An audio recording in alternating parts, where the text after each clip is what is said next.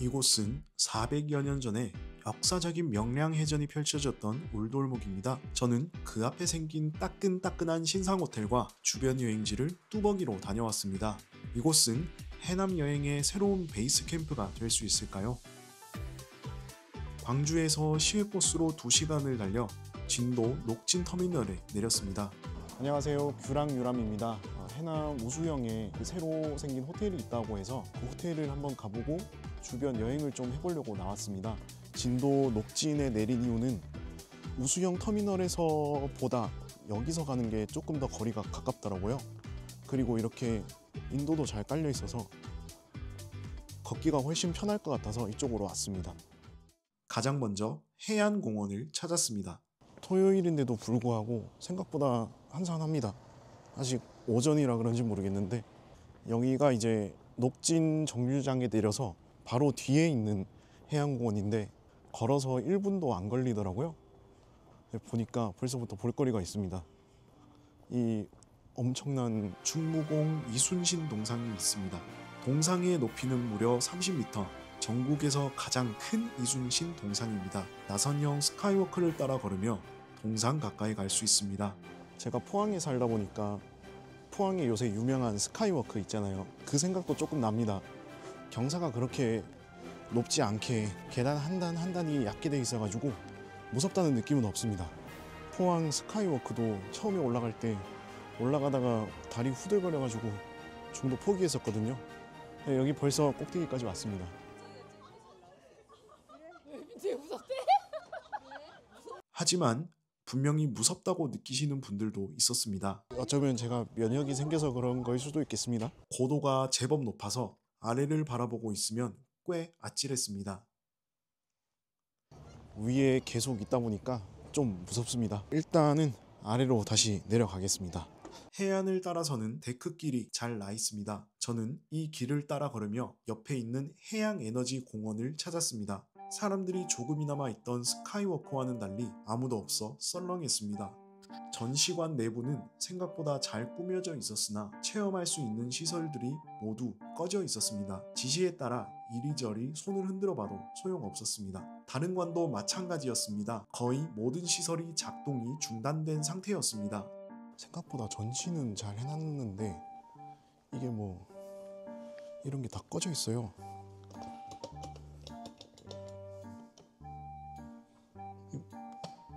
그나마 손바닥을 비벼서 지열을 체험하는 시설에 불이 들어와 있었는데 고장 띠용. 복도에는 그림들이 걸려 있어서 차라리 미술관이라고 해도 될 것 같았습니다. 그래도 여기서 보는 진도대교 풍경 하나만큼은 좋았습니다. 전시관 내부는 나름 잘 꾸며져 있긴 해요. 사람이 별로 애초에 안 오니까 작동을 안 하는 건지 아이들하고 같이 오기 좋아 보이거든요. 조금 아쉬운 점이 있네요. 이어서 점심을 먹기 위해 진도대교 아래 울돌목 주말 장터를 찾았습니다. 그런데 아니 오늘 토요일인데 날씨도 이렇게 좋은데 뭔가 썰렁합니다. 지금 보면 다 문이 닫혀 있습니다. 내 밥은 누가 책임져 주지? 오 마이 갓. 뒤를 돌아보니 그제야 휴장 안내문이 보였습니다. 가는 날이 장날이라고. 설마 동절기에 휴장할까 이 생각을 하긴 했거든요. 5월부터 시작했네 이것만 알고 왔는데 하필이면 휴장날입니다. 식당을 찾으러 도로변으로 올라갔는데 대문짝만한 국밥 2글자가 눈에 박혔습니다. 진도대교의 진도대교 국밥입니다. 일단 빠르게 한번 식사를 하고 나오는 걸로 해보겠습니다. 소머리 국밥 한 그릇을 시켰고 김치 3종과 함께 나왔습니다. 국밥엔 간이 되어 있어 짭조름하면서 깔끔했고 고기도 부드러웠습니다. 점심도 잘 해결을 했습니다. 미리 찾아본 데가 아니고 그냥 눈앞에 보여서 그냥 들어갔거든요. 되게 깔끔하고 괜찮았습니다. 이제 이 진도대교를 2다리로 건너서 우수영에 있는 오늘의 숙소 호텔 울돌소리로 한번 이동해 보겠습니다. 진도 쪽에서 대교로 가는 길엔 인도가 깔려 있어 걷기 편했습니다. 대교에 건너는 길은 이렇게 약간 차도처럼 아스팔트로 그냥 되어 있습니다. 그래도 이렇게 걸어서 건널 수 있다는 게 어딘가 싶네요. 이렇게 중간중간 데크도 있습니다. 하지만 저는 불과 몇 초 후에 벌어질 일을 전혀 예상하지 못했습니다. 와 이씨 막 근데 여기 다니는 사람이 거의 없는지 아유 끈적끈적한 게 달라붙나 했는데 거미줄 같은 게 있네요.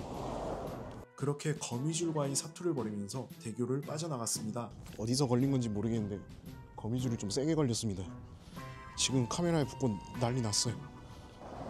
뚜벅이로 걸을 수 있는데 환경이 좋다고는 말을 못 드리겠습니다. 해남 쪽은 이렇게 그냥 갓길이 이어져 있네요. 그리고 저 먼 쪽에 이제 오늘이 숙소 호텔 울돌 소리가 보입니다. 이렇게 갑자기 차가 쑥 나타납니다. 서둘러 빠져나가겠습니다.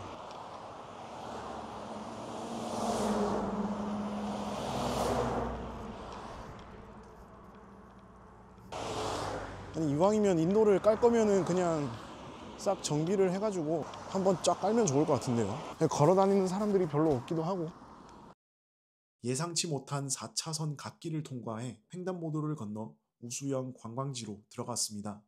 호텔 울돌소리는 20여 년 전 우수영 유스 호스텔이었던 곳입니다. 거북선을 형성한 외관이 이색적인 곳이었는데요. 해남군에서 이 숙소를 세단장에 조금 더 대중적인 호텔로 만들기 위해 만들어서 지난 10월에 개장했습니다. 골조는 유스 호스텔을 그대로 살렸기 때문에 학교나 공공기관 같다는 느낌이 들었습니다. 저는 프리미어 트윈룸으로 예약을 했고 주말 기준 14만 5천 원이었습니다. 올해는 오픈 특가로 판매되고 있어 가격이 저렴하게 나온 편이었습니다. 체크인에 필요한 서류를 작성하고 숙박비를 결제했습니다. 호텔의 내부는 확실히 깔끔하고 쾌적했고 이렇게 엘리베이터도 있습니다. 엘리베이터가 그래도 통유리입니다. 층고가 높지 않아서 그렇게 풍경이 잘 보이진 않습니다만 문을 열자마자 왼쪽에 자쿠지가 보였습니다. 일단은 요급의 객실 붙어 있는 이 자쿠지가 있습니다. 물을 반만 채워서 사용하면 된다고 해서 요거는 이따가 한번 사용해 볼 예정이고요. 그리고 오른쪽으로 들어가면 이렇게 화장대가 있고요. 그 반대편에는 이제 옷걸이와 가운이 있습니다. 그리고 그 옆으로는 미닫이 문으로 된 욕실이 있고요. 문이 살짝 좀 뻑뻑하네요. 길쭉하게 통로처럼 나 있고 왼쪽에 세면대가 있고 오른쪽에 이제 변기와 샤워실이 이렇게 나눠져 있는 구조입니다. 샤워룸에는 이렇게 기본적인 어메니티가 있습니다. 이게 기본으로 있는 건지 모르겠지만 클렌징 폼도 같이 있습니다. 샤워기는 해바라기와 일반 큰 샤워기고요. 그 외에 욕실 어메니티는 비누하고 드라이기 정도가 있습니다. 이제 침실을 한번 살펴보면은 이렇게 큰 침대 2개가 놓여 있습니다. 침대는 좀 어떨지 궁금합니다. 매트리스는 생각보다 좀 푹신푹신한 편입니다. 저는 허리가 안 좋은 편이라 단단한 매트리스를 선호하는데 이곳은 다소 푹신한 편이라는 생각이 들었습니다. 하지만 개인적으로 불편한 느낌은 없었습니다. 이어서 거실을 살펴봤는데 시설 면면으로 보아 약간 리조트 같다는 느낌도 들었습니다.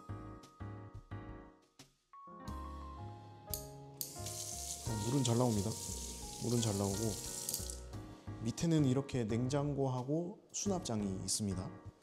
냉장고에는 일단 물 2개가 기본으로 들어가 있습니다. 네, 뭐 서랍은 다 비어 있고요. 그리고 2명이 앉을 수 있는 테이블이 있고 그 너머에는 꽤 넓은 평상이 있습니다. 그런데 이 평상이 너무 애매한 공간으로 느껴졌습니다. 포토존처럼 활용할 만큼 특별한 뷰도 없었습니다. 뭔가 다도를 체험할 수 있는 요소라든지 이 평상이 있는 방만이 특색을 좀 더 살리면 어떨까 좀 이런 생각이 들긴 합니다. 우선은 객실은 여기까지 한번 둘러보는 걸로 하고 일몰이 지고 있어서 밖으로 나가서 한번 다녀보겠습니다. 객실을 둘러본 후 야경을 보기 위해 바로 근처 울돌목 스카이워크에 갔습니다. 길이가 110m 정도로 길지 않아 가볍게 산책하기 좋았습니다.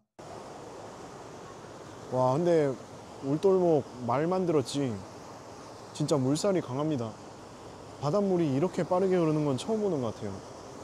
해진 후의 진도대교의 야경은 마치 별빛과 오로라가 반짝이는 느낌이었습니다. 여기가 우수영 관광지라서 안쪽에 자체적인 편의점도 하나 있고요. 여기는 문을 닫긴 했는데 이런 식당들도 있습니다. 중국집 하나가 영업 중이어서 저녁을 먹으러 들어갔습니다. 새우볶음밥은 무난한 맛이었고 짬뽕 국물이 걸쭉하니 얼큰했습니다. 숙소로 돌아와서는 루프탑에서 편안히 보내는 시간을 기대했으나 좀 당황스러운데? 그냥 암흑 그 자체였습니다. 높은 외벽 너머로 진도대교의 야경이 어렴풋이 보였습니다. 객실로 돌아와서는 온천욕을 했습니다. 그런데 물을 반을 받는 데만 30분이 넘게 걸렸습니다. 물은 미끈하다던가 하는 특별한 느낌은 없었고 별다른 냄새도 나지 않는 평범한 물 같았습니다. 입욕하는 사이에 호텔 프론트에서 부재중 전화가 와 있었습니다. 안녕하십니까, 고객님. 호텔 프런트입니다. 아, 네, 안녕하세요. 전화 주셨더라고요. 네. 오늘 체크인 받으신 지원이 정리를 하면서 카드 결제를 500원을 더 받아버려서 아, 네네. 이제 대실료가 14만 5천 원인데 14만 5,500원으로 결제가 되셔가지고 아, 어쩐지 저는 처음에 500원 수수료가 묻나 생각을 했었어가지고요. 네네. 네, 그럼 제가 304호 방문해 드릴 테니까 아까 그 카드 주시면 제가 수정한 다음에 결제 다시 하고 나서 다시 가져다 드리면 어떨까 싶어서요. 아, 아니면 제가 프론트로 내려가도 괜찮을까요? 예, 너무 네네. 좋으시죠? 아, 네네. 그럼 제가 9시쯤 내려가겠습니다. 예, 알겠습니다, 고객님. 죄송합니다. 아, 아닙니다. 감사합니다. 안녕하세요. 5결제 하나 된다고 해가지고. 아, 아닙니다. 네. 객실 팀장과 간단하게 이야기해 볼 수 있었는데 이때 건물의 역사와 옥상의 활용 계획을 들을 수 있었습니다. 아, 네. 너무 감사합니다. 다음 날 조식을 먹으러 1층 식당으로 갔습니다. 조식당은 상당히 넓었습니다. 호텔의 객실이 총 40실 정도인데 식당 테이블이 21개나 되어서 분빌 걱정은 안 해도 될 것 같았습니다. 8시 반쯤인데도 불구하고 굉장히 한산했습니다. 메뉴는 한식과 양식, 샐러드와 디저트 등 가짓수로만 따져도 50개 정도는 되어 보였습니다. 네, 잘 먹었습니다. 여기 4층에 다시 한번 올라와 봤는데 낮에는 그래도 주변에 뭔가 보이니까 이 공간 잘 활용하면 진짜 좋을 것 같긴 합니다. 지금은 뭐 아무것도 없긴 한데 오히려요, 이 안쪽에서 유리 너머로 보는 진도대교 풍경이 더 멋있게 느껴지는 것 같습니다. 3, 4층이 또 확 트여 있어가지고 또 느낌이 너무 좋습니다. 이렇게 1박을 해봤는데 투숙해본 경험으로 말씀을 드리면은 이게 거실하고 침실하고 이렇게 또 분리된 구조다 보니까 방이 확실히 넓은 느낌은 듭니다. 또 객실 안에 자쿠지가 있는 것도 매력 요소인 건 분명합니다. 출입문 바로 옆에 있는 게 조금 애매한 부분인 것 같고, 그리고 아쉬운 점은 방음이 살짝 아쉽다. 복도에 있을 때도 다른 방의 투숙객들이 얘기하는 소리가 꽤 크게 새어 나오더라고요. 그리고 방 안에 있어도 복도 소리가 조금 크게 들리는 편이고 방에서 나오는 소리도 조금 작게 들릴 정도였습니다.